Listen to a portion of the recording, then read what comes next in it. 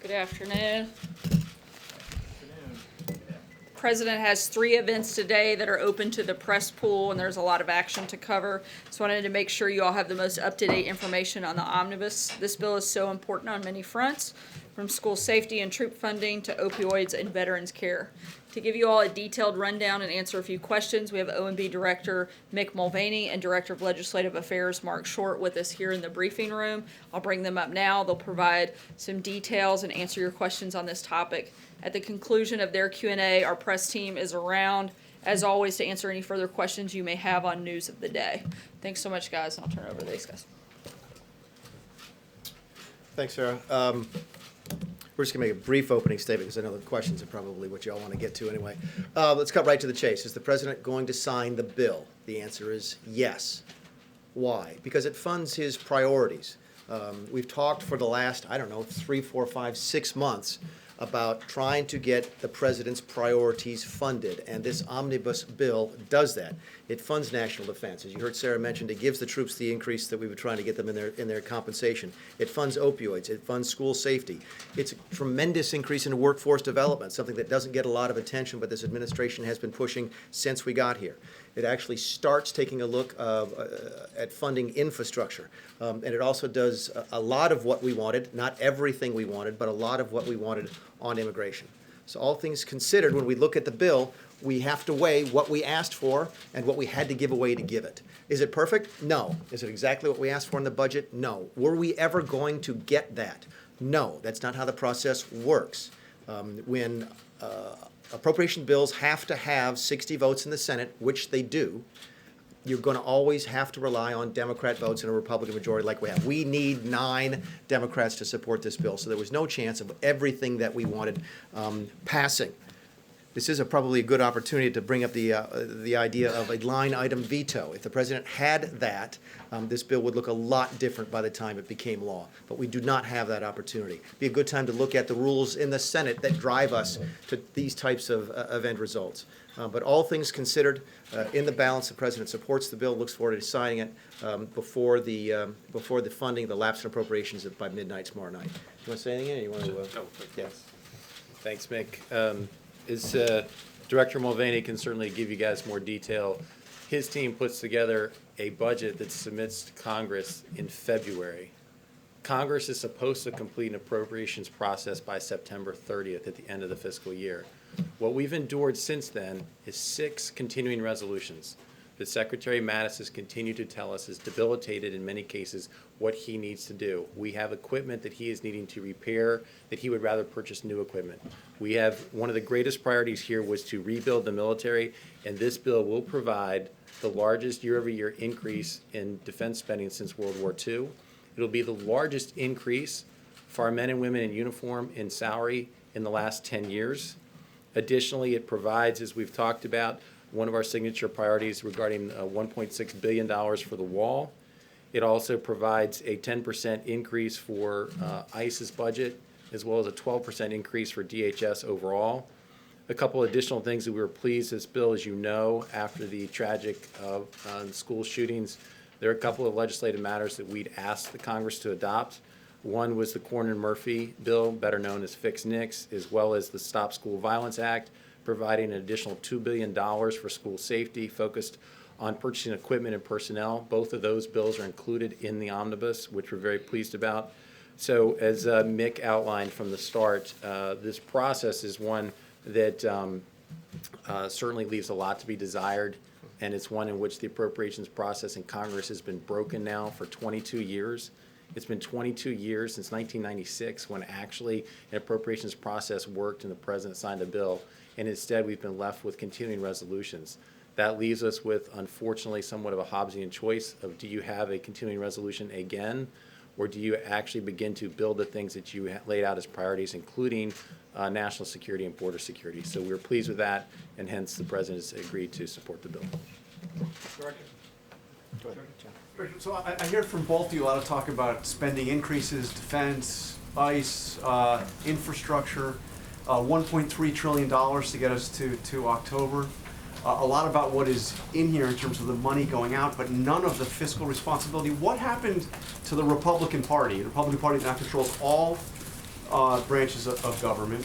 What happened to you? I mean, Director Well, Mulvaney, I mean, your own colleagues at the Freedom Caucus called this bill an insult to the American taxpayer. It's I know a so big... Mr. Acosta's not here today to ask that question. Do you really expect me to give you the same answer I gave Jim?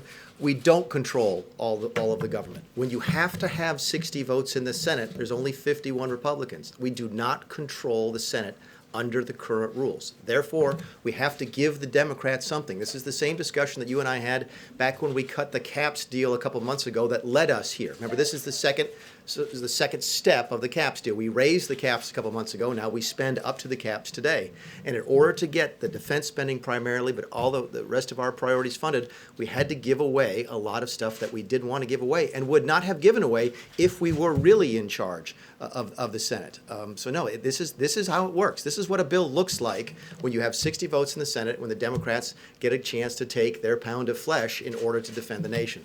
In the What do you back, say to your Yes, colleagues, your former colleagues in the Freedom Caucus? I mean, you wouldn't be voting for this Listen, in Congress, would you? there's going to be a bunch of folks who vote against this for a bunch of different reasons. There's going to be folks who vote against this because it spends too much money. There's going to be folks who vote against it because they weren't involved in the process and the leadership bypassed the committees. There's going to be folks who vote against it because it has something in it they don't like or it doesn't have something in it that they like. I've got a statement here from the Democrat Hispanic Caucus. I always like to call it the Democrat Hispanic Caucus because they don't let my Hispanic Republicans in the group.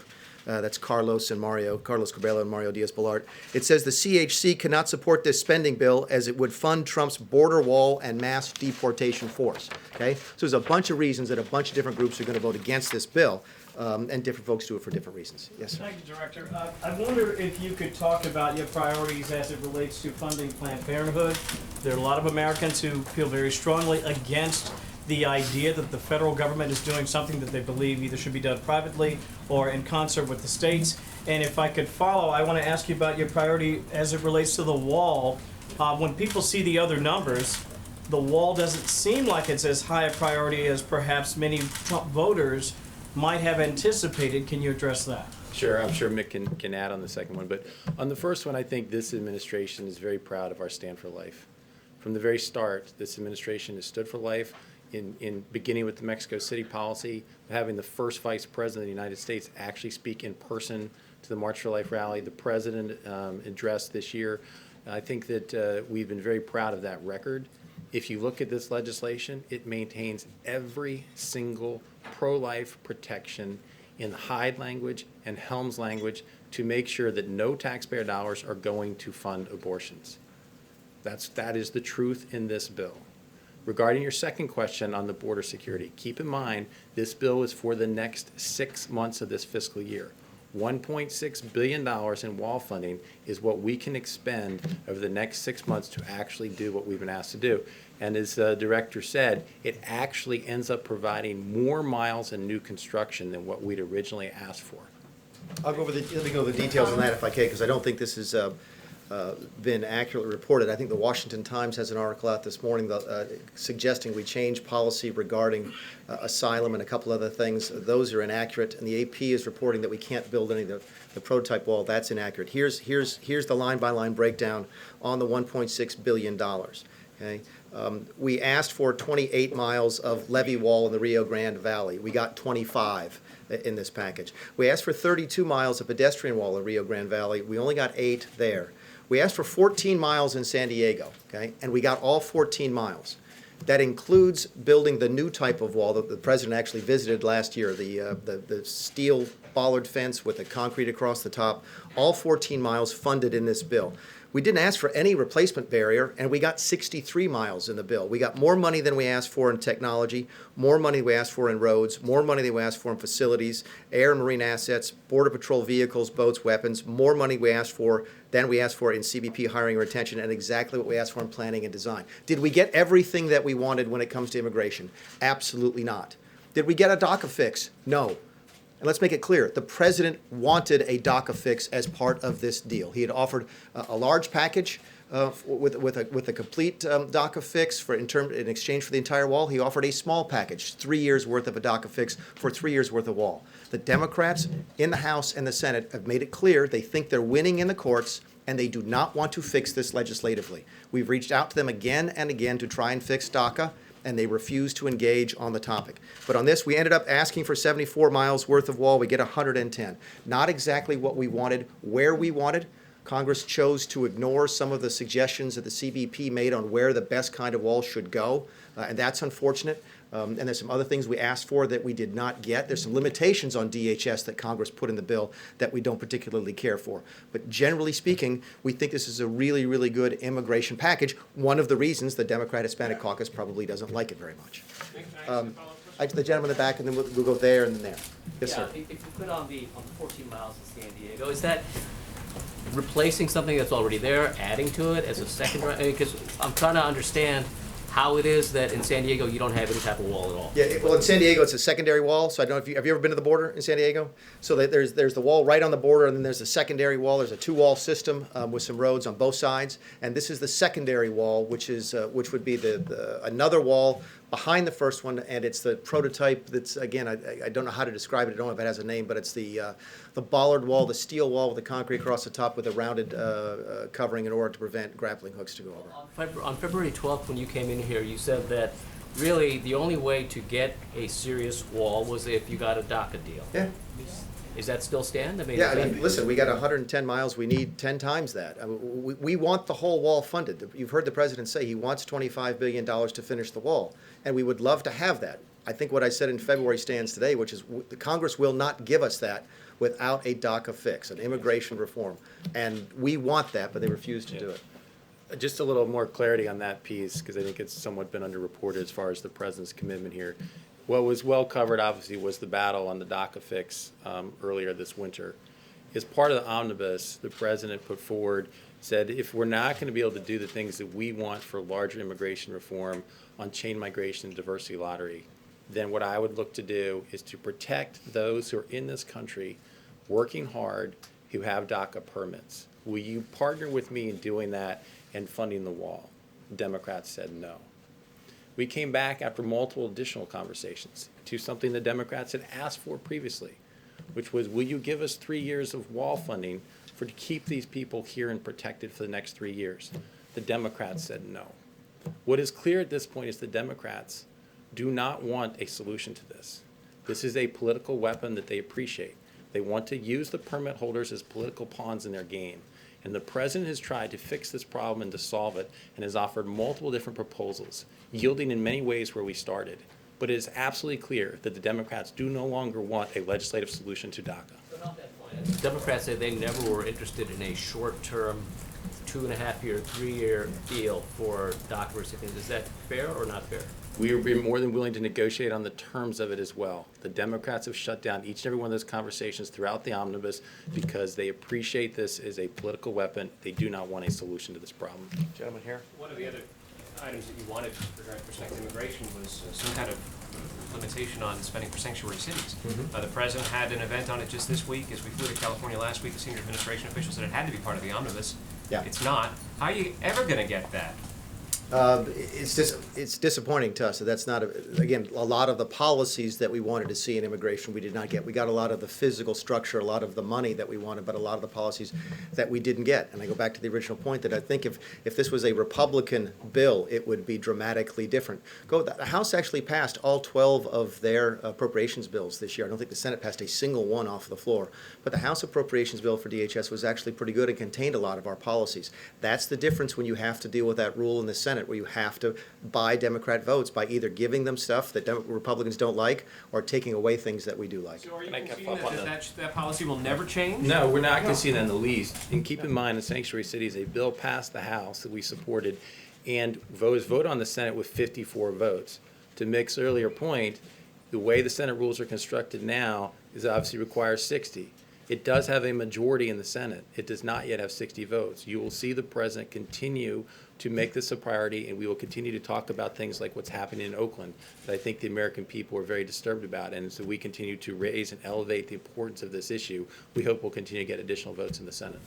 And thank you. This is for both of you. 2 follow-ups. One, on DACA, do you concede, or are you prepared for the fact that it now stays in place through the midterms? Have you effectively lost your leverage on that issue? And number 2, on the tariffs, is the president sparking a trade war? the president's going to speak. In fact, we're going to have to wrap up here in a few minutes because the president's going to speak on tariffs directly in just a couple. So we'll probably take just a couple more questions. So we won't speak to the tariffs. Let him speak for himself on that one. On the first question, this was, I think, the best chance to fix DACA before the midterm elections.